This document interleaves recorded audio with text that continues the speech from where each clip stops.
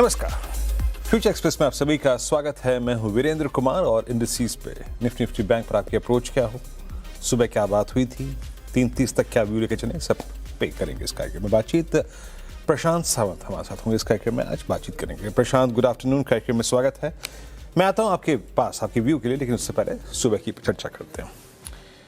देखिए, मोटे तौर पे मैंने आपको सुबह आज रणनीति में एक चीज बताई थी, जरा सुबह के वो पिरामिड्स रखिएगा। It's an expiry day, be prepared for volatility, और ट्रेड लेना है कभी भी गैप अप पर नहीं। ये मैं आपको कल से समझा रहा हूं।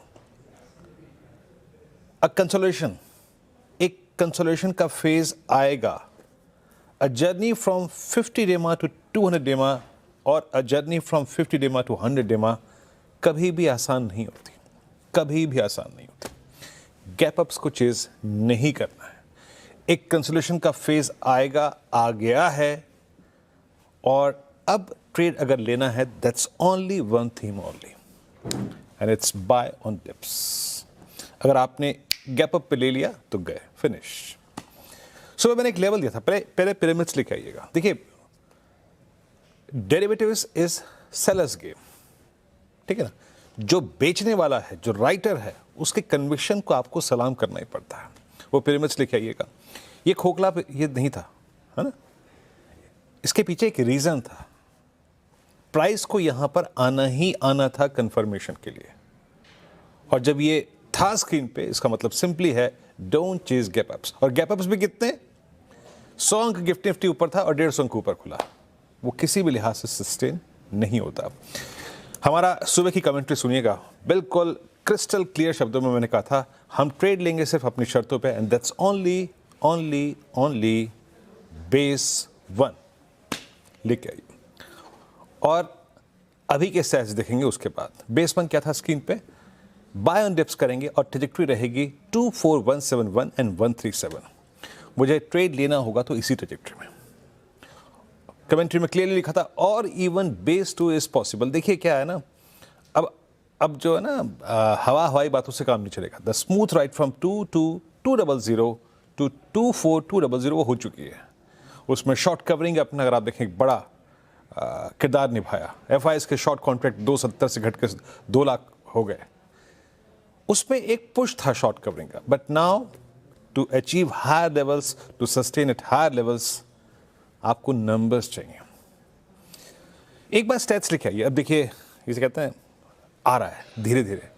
बेस में एक सक्शन पावर होती है और वो आएगा ही आएगा। लिखे आइए प्लीज। अब लिखे आइए ऑप्शंस के स्टैट्स।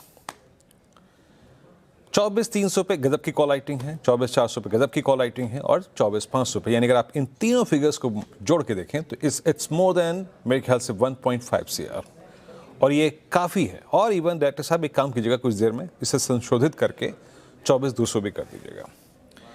200 पे पुट राइटिंग है, 57 लाख का आउटस्टैंडिंग वाई है। पुट राइटर्स बहुत विजिबल नहीं है, बट स्टिल मैं कहूँगा कि हम अभी भी इस बेस को एक बहुत ही बेहतरीन बेस मान के चलेंगे, स्पेशली कंसिडरिंग द फैक्ट कि ये 50 डेमा की शेडो है, स्पेशली कंसिडरिंग द फैक्ट कि ये 24,200 के पुट राइटर्स का गढ़ है। ठीक है, निफ्टी का अभी अभी मेरी बातचीत करते करते जो इंट्राडे लो लगा है वो है 24172। CNBC आवाज का बेस 1 लेके आइए। It was 24171। हम ट्रेड लेंगे अपनी शर्तों पे, भले ही 30 पॉइंट मिले, 40 पॉइंट मिले, 50 पॉइंट मिले, 70 पॉइंट मिले, बट सिर्फ उस ट्रैजेक्टरी में। और मुझे लगता है कि यहां से एक रीजनेबल पुल बैक मिल गया अगर 50, 60, 70 पॉइंट का, ओनली टुवर्ड्स 24,280, 310, यानी RS1, उसको लेके निकल जाइएगा। ये देगा, मेरे को लगता है ये रिवर्सल देगा। 50 डेमा फर्स्ट इंप्रेशन में काम करता ही करता है, ठीक है। और पर एक बात मैं कहता हूं, इस रेंज में जिस पोजीशन को आप जोड़ेंगे वो आपकी क्वांटम की, आपकी जो कैपेसिटी है उसका ओनली 40% होना चाहिए, ओनली 50% होना चाहिए। मैंने अपनी कमेंट्री में एक बात क्लियरली लिखी थी, इवन अ ड्रिफ्ट टुवर्ड्स, अगर बाजार कुछ अपने आप को खोखला महसूस करेगा, कुछ स्पेस महसूस करेगा देने को है, तो even a drift towards base 2 is also possible. तो उस चीज को जहन में रखिएगा। We will add buy on dips, but only आपकी जो एक नॉर्मल ट्रेड की ट्रेजेक्ट्री होती है या फिर जो क्वांटिटी होती है उसका करीब करीब 60 to 70%. Keep a scope of further addition towards base 2, but अभी मेरे ख्याल से ये बेस 1 काम करना चाहिए. और पुल बैक कहाँ तक का? सिर्फ RS1 की ट्रेजेक्ट्री. RS1 क्या है जरा प्लीज लेके आइएगा. देखिए बाजार आप ऐसे सूरत हाल में कहीं भी खोल दीजिए, आप 24,800 पे खोल दीजिए, आप 25,200 पे खोल दीजिए, बट बाजार को वहाँ पे आना ही आना है. और अभी भी कह रहा हूँ अगर ट्रेड यहाँ से वर्क करता है तो in any case closer to RS1 exit. अब लेके आइए निफ्टी बैंक. मैंने ये जो बात कही थी ना कि एक कंसोलिडेशन पॉसिबल है, उसका सबसे बड़ा कारण था निफ्टी बैंक. कल निफ्टी बैंक दुनिया जहान खुश थी, जनाब खूब चला जनाब चला है, बट चलने का क्रम क्या था? आपने 50 डेमा के ऊपर क्लोज करके 200 डेमा पे रिजेक्शन लिया, यानी प्राइस वहां पे एक्सेप्ट नहीं हुआ. बड़ी बात क्या थी? और इसीलिए आज फिर वहीं से कोलैप्स हुआ जहां से कोलैप्स था. मेरी कमेंट्री में क्लियरली मेंशन था, पढ़िएगा उस लाइन को, बखूबी लिखी थी. इन एनी केस, लेकिन लेके आइए सुबह का RS1. इन एनी केस, चाहे वो आपके पास कल का ट्रेड हो या फिर आप सुबह करें, इन एनी केस वो RS1 का सेकंड प्राइस और RS2 का फर्स्ट प्राइस 645 to 878, इस पर आपको अपने प्रॉफिट्स को कैश में कन्वर्ट करना है. A collapse towards base 1 is quite possible. और बेस 1 क्या था लेके आइएगा, वो क्या है? पुट राइटर्स का जोन, दैट 56,110 एंड 878. अच्छा, अब पुट राइटर्स क्या कर रहे हैं आइए देखते हैं. पुट राइटर्स कहां पे अलाइंड है?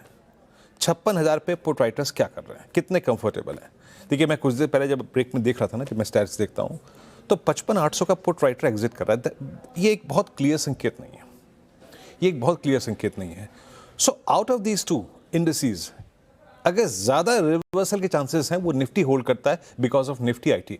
But Nifty IT Nifty bank Nifty की तुलना में 50% चांस होल्ड करता है उस रिवर्सल के, क्योंकि यहां पे टायर्डनेस एट 200 डेमा, टायर्डनेस एट 50 डेमा इज क्वाइट विजिबल. सिंपल मेरी बातों का क्रक्स ये है कि अब इस जोन में दिल खोल के ट्रेड मत कीजिए और गैप अप्स को चेज मत कीजिए. रिस्क लेना है ट्रेड का तो वो सिर्फ ये लेना है कि बाय ऑन डिप्स. और जब तक हम 20 डेमा के ऊपर हैं, अभी मोटे तौर पे अगर आप देखें बाय ऑन डिप्स की ही अप्रोच रहेगी.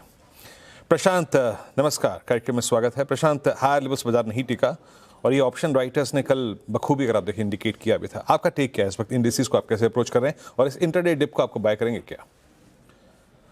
जी गुड आफ्टरनून और सभी दर्शकों नमस्कार. पिछले गुरुवार जब हमने डिस्कस किया था इंडिया विक्स के बारे में, तभी हमने एक नंबर डिस्कस किया था 17 के बिलो क्लोज और आपने 16.60 कहा था. अगर हम देखें बिल्कुल वहां पे लो बना है, पर वहां पे इंडिया विक्स क्लोज नहीं हुआ है. इसका मतलब है we are not out of the woods अभी तक. अगर हम इस पूरे ओवरऑल ट्रेंड को देखें, ये पुल बैक है. बेयर मार्केट में पुल बैक काफी स्ट्रांग होता है, तो मैं डेफिनेटली कॉशियस रहना चाहूंगा जैसे आपने कहा. और जब तक 24,000 ब्रेक ना हो तब तक इंटैक्ट रह सकते हैं. बट एक बार स्पॉट में 24,000 23,950 ये जो जोन है 50 पॉइंट का, अगर ब्रेक हो जाए, इसके नीचे क्लोज हो, मुझे लग रहा है फिर से बाजार में दिक्कत आ सकती. तो मैं अगर कोई भी ट्रेड रखो इंट्राडे रखना चाहूंगा. इनफैक्ट मैं इंडेक्स पे इस वक्त कोई ट्रेड देख भी नहीं रहा हूं. मेरे हिसाब से अगर किसी के पास पोजीशन हो तो 24,080 24,090 स्पॉट लेवल्स आपके clear and crisp stop losses system में होने चाहिए. ये ब्रेक हो जाए, आप एग्जिट होना एक बेहतर तरीका होगा. जहां तक बैंक निफ्टी की बात है तो 55,500 55,500 यानी करंट लेवल से 1% मेरे लिए एक बहुत अहम लेवल है ऑन अ क्लोजिंग बेसिस. ये जब तक बरकरार है टेक्सचर बना रह सकता है. बट ओवरऑल दोनों ही इंडाइसेस मुझे लग रहा है pull back of a stronger down trend है. तो मैं कॉशियस अप्रोच रखूंगा और इस वक्त ना बाय ना सेल, दोनों को ही वॉच लिस्ट में रखूंगा और स्टॉक स्पेसिफिक रहना चाहिए. ओके चलिए, तो आपका अगर आप देखें इंडेक्स से एक दूरी बनाए रखने का मन है, ठीक है, that's good. Stay out when in doubt. जब आपको पशुपेश हो, जब आपको दुविधा हो किसी प्रकार की, अगर आप देखें डायरेक्शन की, तो बाहर हो जाइए. अब आते हैं प्रशांत, आपके 3 लॉजिकल स्टॉक स्पेसिफिक आइडियाज, क्या पिक कर रहे हैं आप? तो वीरू जी फर्स्ट पिक होगा आईसीआईसीआई लोम्बार्ड. यहाँ पे क्लियर क्रिस्प ब्रेकआउट नजर आ रहा है. इनफैक्ट पिछले 3-4 दिनों से प्रीवियस डे लो भी टच नहीं हुआ था. वॉल्यूम्स बिल्डअप हो रहे हैं, 200 दिनों के एवरेज के ऊपर ट्रेड कर रहा है. प्रीएम कर रहा हूं, बट यहाँ पे बाय रेकमेंड करूंगा. करीबन 1890-95 के जोन में स्पॉट ट्रेड कर रहा है. मेरा यहाँ पे स्टॉप लॉस होगा 1875, 1875। जो टारगेट मैं देख रहा हूँ वो होगा 1935, 1940, 1935, 1940। नेक्स्ट पिक मेरा होगा डिक्सन में। यहाँ भी मैं प्रीएम्प्ट कर रहा हूँ, एक नैरो रेंज के बाद ब्रेकआउट की कोशिश हो रही है। पुल बैक की तरह इसको ट्रीट करेंगे, यानी क्वांटिटी कम रखेंगे। और यहाँ पे मैं स्टॉप लॉस रखूंगा 11,100 स्पॉट के नीचे, और मेरा टारगेट होगा 11,350, करीबन 11,050 के आसपास स्टॉप लॉस रख सकते हैं। 11,350 तक के पुल बैक जा सकता है। नेक्स्ट ट्रेड मेरी शॉर्ट साइड पे होगी, वो होगी वोल्टास में। यहाँ मैं शॉर्ट रेकमेंड करूंगा। स्टॉप लॉस है 1406, 1406 स्पॉट लेवल। मुझे लग रहा है ये 1360 टेस्ट कर सकता है 13 से। ओके, आपके ये व्यू 3 स्टॉक्स पर सब कैसा? वोल्टास पे आज आपको यहाँ पे ये क्या सेल लिया आपने? वोल्टास का लॉन्ग लिया? जी, वोल्टास पे सेल ट्रेड होगा, बाकी दोनों ही सेल है। बाय ट्रेड है। ओके, एक बार आइए, एक बार फिर इसको एनालाइज कर लेते हैं क्या क्या प्रशांत के ट्रेड रहे। फर्स्ट, आप जहाँ पे लॉन्ग गए है ना, पहला ट्रेड इट्स आईसीआईसीआई लोम्बार्ड, और स्ट्रॉन्ग मूव यहाँ पे पहले भी देखा हमने। 1935 1940 के लक्ष्य के लिए 1875 का स्टॉप लॉस रखना है आपको। दूसरा ट्रेड लेके आइए प्लीज जरा, और वो है डिक्सन टेक्नोलॉजीज। इसने तो खैर गदर बचा रखा है पिछले 3 दिन से। 11,138 पे ट्रेड करता हुआ 11,350 का लक्ष्य है। स्टॉप लॉस 11,100 का। अगला ट्रेड लेके आइएगा, वो है शॉर्ट, दैट्स वोल्टास सेल, लगभग 1302 के लक्ष्य के लिए 1391 पे। बड़ा बड़ा बड़ा अगर आप देखें, आप स्विंग एक्सपेक्ट कर रहे हैं, और यहाँ पे व्यू सेल का है। स्टॉप लॉस 1406 का। आज एकदम से ना ये जो डेरिवेटिव गेनर्स की लिस्ट है वो ड्राई सी हो गई है। सुबह सुबह बिल्कुल सजी धजी थी, अब थोड़ी सी ड्राई सी हो गई है। बट मेटल्स पे प्रशांत आपका टेक क्या है? मेटल्स में जो हिंडाल्को ने पारी खेली है, आई मीन अद्भुत है ना, बिल्कुल अद्भुत रही। 1044 day hyper, all time hyper. Metals पे आपका टेक क्या है, मोर स्पेशली ऑन हिंडाल्को? तो विनू जी, हिंडाल्को मुझे लग रहा है चेस भी किया जा सकता है, और क्लियर कट अभी 1045 पे ट्रेड कर रहा है। मेरे हिसाब से 1025-30 के आसपास भी स्टॉप लॉस रख के चेस करना चाहिए, क्योंकि बहुत स्ट्रांग अपॉर्चुनिटी नजर आ रही है। ये सस्टेन करे तो करीबन 1075-80 जोन्स भी नजर आ सकते हैं, 1080। चलिए, हिंडाल्को का अगर आप देखें तो विचार भी हो गया। अब एक ब्रेक लेते हैं। ब्रेक के बाद जब लौटेंगे तो थोड़ा सा डिस्कशन और कुछ स्टॉक्स पे करेंगे। ऑप्शन ट्रेड्स हाजिर होते हैं।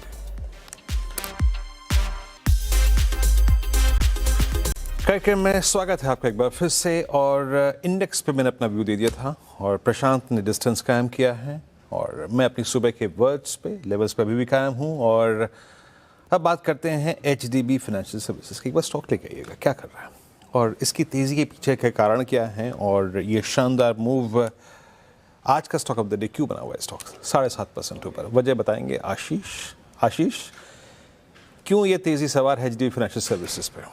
बिल्कुल, इस तेज़ी के साथ इस स्टॉक ने हमें अपनी जो प्रेजेंस है इसका याद दिला दिया। मैं तो लगभग भूल ही गया था कि एचडीएफसी ग्रुप की कंपनी है, कहीं चर्चा में नहीं आता था स्टॉक, लेकिन नतीजे अच्छे आ गए। और इसके बाद आप देखें तो आज एक दिन के लिए तो एटलीस्ट ये हीरो बन चुका है। 7.5% की बड़ी तेज़ी यहाँ पर आपको देखने को मिल रही है, और इसके पीछे हैं नतीजे, और नतीजों के इंटरनल्स आप देखें तो काफ़ी बढ़िया देखने को मिले। मुनाफे में तो ज़बरदस्त 40% तक की ग्रोथ यहाँ पर आपको देखने को मिली, लेकिन क्योंकि लेंडिंग कारोबार है इसके लिए ब्याज से आय यानी नेट इंटरेस्ट इनकम इससे देखा जाएगा। इसमें तकरीबन आप देखें तो बढ़िया बढ़त है, मुनाफा बहुत अच्छा बढ़ा। अब AUM की ग्रोथ आप पिछले साल के मुकाबले नहीं देखेंगे, सीक्वेंशियल तौर पर देखेंगे थोड़ी सी धीमी हुई है। AUM की ग्रोथ धीमी हुई है, लेकिन अगर आप डिसबर्समेंट की बात करें तो ये थोड़ा सा बेहतर आंकड़ा यहाँ पर देखने को मिला। जो ग्रॉस लोन बुक है इसमें 11% की बढ़त देखने को मिली है। प्रोविजनिंग के तौर पर देखें तो आंकड़े ठीक ठाक है, ऐसा कुछ खराब नहीं है। लेकिन खास बात ये कि ब्रोकरेज हाउस की तरफ से जो व्यू निकल कर आया है इसने इस स्टॉक में थोड़ा सा जोश भर दिया है। और आप यहाँ पर ब्रोकरेज हाउस के टारगेट प्राइस और रेटिंग देख सकते हैं, जहाँ पर मेरे पास 2 ब्रोकरेज हाउस की तरफ से रिपोर्ट है, एक जेफरीज है और नोमेरा, जहाँ पर एक खरीदारी की राय दे रहे न्यूट्रल 740 और 845 2 टारगेट यहाँ पर बताए गए हैं। अब इसे थोड़ा सा और बारीकी से समझते हैं तो नोमेरा की रिपोर्ट में न्यूट्रल की रेटिंग के साथ 740 रुपये का टारगेट प्राइस यहाँ पर दिया गया है, और ये बता रहे कि असेट क्वालिटी को लेकर जो कंसर्न्स थे अब वो पीछे छूट चुके हैं। और पश्चिम एशिया का जो विवाद चल रहा है इससे हो सकता है कि थोड़ा सा इम्पैक्ट यहाँ पर आपको देखने को मिले। जो लोन ग्रोथ है ये 11% की देखने को मिली, लेकिन मुनाफे में ज़बरदस्त उछाल इसके लिए आपको देखने को मिला क्योंकि क्वार्टर के दौरान जो इनका फंडिंग कॉस्ट है वो घटा है और ये छोटी अवधि में बेनिफिशियल माना जाएगा। वहीं अगर आप जेफरीज की रिपोर्ट देखें तो ये खरीदारी की राय दे रहे हैं और नोमेरा से ज़्यादा बुलिश नज़र आ रहे हैं। 845 का टारगेट है खरीदारी की राय के साथ। ये बता रहे हैं 42% मुनाफा बढ़ा है और इसके पीछे अगेन वही प्रोविजनिंग घटी है तो सीधे तौर पर आपकी बॉटम लाइन पर इम्पैक्ट आ जाता है। AUM ग्रोथ, यहाँ पर ग्रोथ सैक्रिफाइस हुई है मुनाफे के लिए 11%। सीक्वेंशियल तौर पर आप देखें तो AUM घटा है। फंडिंग कॉस्ट आप देखें तो करीब 14 बेसिस पॉइंट बढ़ी है और निम्स यहाँ पर देखें तो सीक्वेंशियल तौर पर काफ़ी बढ़िया देखने को मिले, लेकिन FY28 थोड़ा सा और बेहतर हो सकता है। इसी के चलते आप देखें तो बड़े लंबे समय के बाद आज अचानक से स्टॉक बन गया हीरो ऑफ द डे। जी हाँ, बिल्कुल hero of the day HDB financial services. Ashish बहुत बहुत शुक्रिया वजह समझाने के लिए और हाउस बताने के लिए। प्रशांत, हालांकि HDB को अगर आप देखें जो प्राइस ओपनिंग के वक्त था वो अभी तक कायम तो नहीं है। 694 क्लियर रिजेक्शन एट 200 DMA, और ये इसलिए कह रहा हूँ क्योंकि इसके एंटायर करियर में ऐसा ही हुआ है ना। आपकी रीडिंग क्या कहती है इस प्राइस पर? तो वीरू जी, एक टाइम फ्रेम अगर हम ऊपर जाए वीकली चार्ट पे, यहाँ पे 20 वीक एवरेज को बहुत दिनों बाद टच हुआ, रेजिस्ट हो रहा है। तो मुझे लग रहा है कि किसी के पास पोजीशन हो तो ये ट्रेल करना के बेहतर अपॉर्चुनिटी है करीबन 680 पे। मैं फ्रेश बाय यहाँ पे रेकमेंड नहीं करना चाहूंगा क्योंकि बिल्कुल जैसे आपने कहा ये डे हाई को सस्टेन नहीं कर पाया था, इनफैक्ट टुवर्ड्स डे लो ट्रेड कर रहा है। तो मैं जंप नहीं करना चाहूंगा, इनफैक्ट ट्रेल करके 680 के आसपास अगर आए तो प्रॉफिट बुक करके एग्जिट करना चाहूंगा। ओके चलिए, तो HDB फाइनेंशियल सर्विसेज पे बात हो गई। अब एक काम करते हैं, एक ब्रेक लेते हैं। ब्रेक के बाद कुछ ऑप्शन ट्रेड्स और साथ ही साथ कुछ स्टॉक्स को स्कैन करेंगे। हाजिर होता है भाई। ब्रेक के बाद स्वागत है कार्यक्रम में आपका एक बार फिर से। चलिए प्रशांत जी से पूछते हैं उनका आज का ऑप्शन ट्रेड। प्रशांत, क्या पिक कर रहे हैं आप?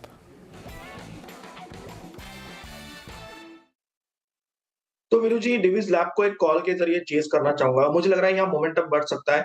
तो इसकी जो 6300 6300 स्ट्राइक प्राइस की जो कॉल ऑप्शन करीबन 100 के आसपास चल रही है, वहां 64 स्टॉप लॉस लगा के बाय करने की जरूरत होगी।